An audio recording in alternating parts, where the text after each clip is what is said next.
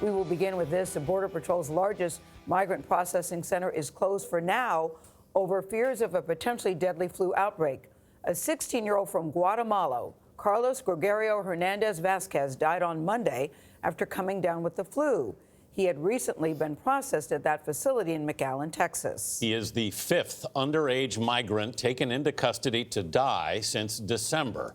Some members of Congress want answers about the growing number of deaths among the 16,000 people in Border Patrol custody. Omar Villafranca is in Dallas. Omar, good morning. Good morning. Hernandez was in Border Patrol custody for 7 days. During that time, he was actually diagnosed with the flu and moved to a different facility. But by law, he should have been moved out of Border Patrol control in 3 days and should have never died in their custody. This is outrageous and it's unacceptable. Joaquin Castro is the chairman of the Congressional Hispanic Caucus. On Tuesday, he said the death of Carlos Hernandez and other migrant minors should set off alarms. Prior to the Trump administration, CBP had not had a child die on their watch for over a decade. Border Patrol is facing an unprecedented situation. Last month, it apprehended nearly 99,000 people. That's more than double the amount of apprehensions in April last year.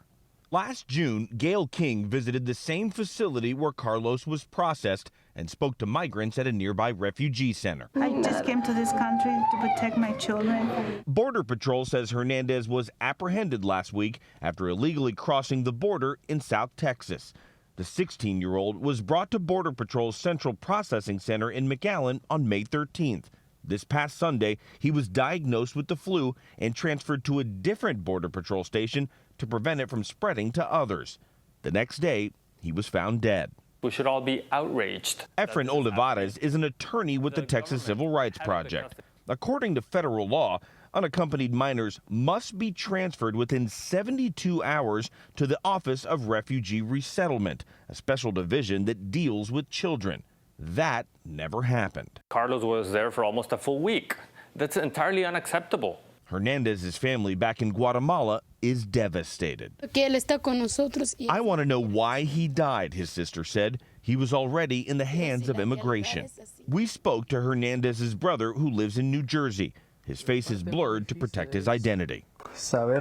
He told us he never thought something like this would happen to his brother in what was supposed to be a better place. I'm convinced that if these were white children who were dying, people would be up in arms. If the life of brown, Spanish-speaking children was valued the same as every other life, this wouldn't be happening.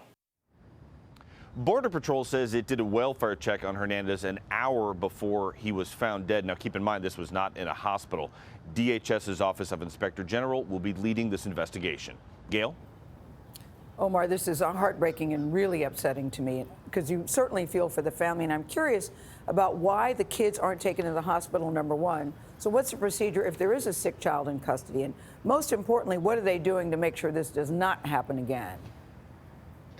Well, Gail, when they're processed in, of course, they're kind of diagnosed to see if they have any sickness. But with that many people that are coming in at the border, obviously things can fall through the cracks. One of the big things that people are asking is why was this kid still in Border Patrol custody and not with ORR, which is designed to help really focus on children and their health. Now, as far as what's being done in the future, we have no idea, Gail. 5 kids have died since December. We're waiting for answers from the government. Omar, thank you very much. In addition to those 5 kids, 282 fatalities along the border, people trying to avoid those facilities and avoid Border Patrol altogether. Yeah, it's definitely a humanitarian crisis. Exactly. There is. Exactly. And these families don't speak English, don't know the language. They think their kids are coming to a better place. It's very upsetting. Yeah, it is. These are children.